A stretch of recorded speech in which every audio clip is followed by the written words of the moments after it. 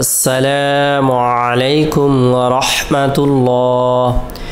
দেশ ও দেশের বাইরে থেকে যারাই আমাদের এই ভিডিওটি দেখছেন সকলকে ঈদ উল আজহার বা কুরবানি ঈদের অগ্রিম শুভেচ্ছা। ঈদ মুবারক, ঈদ মুবারক, ঈদ মুবারক। 2024 সালে ঈদ উল আজহা বা কুরবানির ঈদ কবে, কত তারিখে এবং কী বারে? রাসূলুল্লাহ সাল্লাল্লাহু আলাইহি সাল্লাম ইরশাদ করেছেন, ইন্না লিকুল্লি কওমিন ঈদান ওয়া হাযা ঈদুনা। প্রত্যেকটি সম্প্রদায়, প্রত্যেকটি জাতির জন্য আল্লাহ তাআলা আনন্দের দিন, খুশির দিন নির্ধারণ করে রেখেছেন। আর আমাদের জন্য আল্লাহ রাসূল সাল্লাল্লাহু আলাইহি সাল্লাম দুটি খুশির দিন হিসেবে বর্ণনা করে দিয়েছেন, আমাদের জন্য নির্ধারণ করে দিয়েছেন। একটি হলো ঈদ উল ফিতর, আরেকটি হলো ঈদ উল আদহা বা কুরবানির ঈদ। আদহা শব্দটি আদহাতুনের বহুবচন।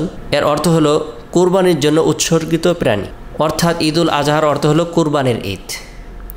এই কুরবানির ঈদ আমরা 2024 সালে কবে পালন করব, কবে অনুষ্ঠিত হবে, অনেকেই আমাদের কাছে এই বিষয়টি জানতে চেয়েছেন। সকলকে অবগত করানোর উদ্দেশ্যে আমাদের পক্ষ থেকে বা আমাদের চ্যানেলের পক্ষ থেকে বিশেষভাবে এই ভিডিওটি উপহার উপটোকন আপনাদেরকে প্রদান করছি। 2024 সালের ক্যালেন্ডারের হিসাব অনুযায়ী ঈদ উল আজহা বা কুরবানির ঈদের তারিখ হলো জুন মাসের 17 তারিখ, রোজ সোমবার। জুন মাসের 17 তারিখ রোজ সোমবার, জিলহজ মাসের 10 তারিখ। অর্থাৎ ঈদ উল ফিতর শেষ হওয়ার পর থেকে 2 মাস 10 দিনের দিন ঈদ উল আজহা অনুষ্ঠিত হয় বা কুরবানির ঈদ অনুষ্ঠিত হয়। এটি মুসলমানদের জন্য আনন্দের দিন, খুশির দিন।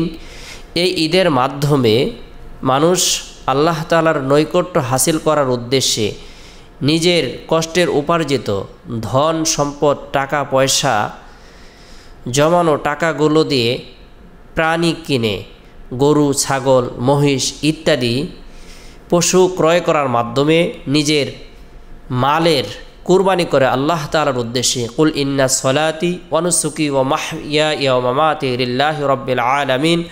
আমার জান, আমার মাল, আমার নামাজ, আমার সলাত, আমার জিকির, আমার কোরআন তেলাওয়াত, আমার ইবাদত বন্দেগী সব কিছু রব্বুল আলামিনের জন্য, অর্থাৎ আল্লাহ তাআলার উদ্দেশ্যে তারা কুরবানি করে আনন্দ উদযাপন করে থাকে। তাই 2024 সালের ঈদ উল আজহারের নির্দিষ্ট তারিখ আমরা জানতে পারলাম। সেটি হলো জুন মাসের 17 তারিখ, রোজ সোমবার। আমরা পূর্বে থেকে ঈদের জন্য প্রস্তুতি গ্রহণ করব, চেষ্টা করব।